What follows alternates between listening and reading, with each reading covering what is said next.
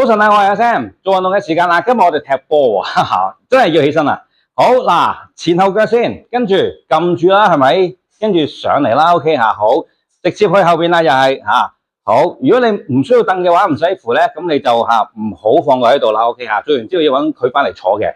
好，我哋第一個動作先吓。如果前面有凳咧，你小心唔好踢到佢。我哋斜斜地向呢邊俾你睇，好唔好？嗱，如果需要扶就扶住，跟住好似跑步咁樣，前後腳手。踢，曲腳伸直就係踢，動作可以唔使快嘅，係咪？重心腳咧，膝頭哥要微曲，保護下膝頭哥。OK 吓，隻手咧係會應該自然擺動吓，踢嗰隻腳喺後邊嘅手就喺前面啦。一踢去前面嘅時候，隻手自然就會擺喺後邊咯。有啲人係相反嘅，同側手腳嘅吓，你平衡到都可以試下嘅。好嗱，另一邊咯，我哋咁樣擺好先，跟住咁就做到噶啦。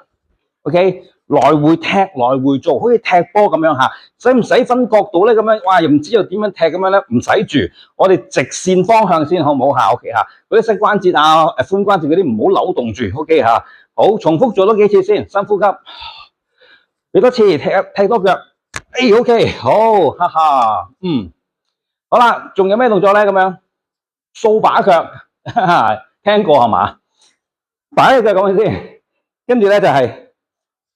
掃出去，掃係嘛？佢要擺喺後邊先㗎吓，兩隻腳係要前後係丁字腳，咁呢個掃咗去前面 ，OK 吓，咁樣啊。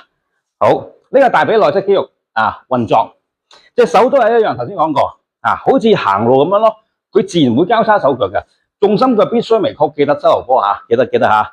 好，得停一停，跟住呢邊咯，擺定一隻腳先，咁樣，跟住掃出去。掃係嘛？佢要擺喺後邊先嘅，跟住先掃咗去前邊。重心腳微曲好，隻手自然配合。OK， 但係呼吸少少，帶氧運動嚟嘅帶氧運動。俾多兩次。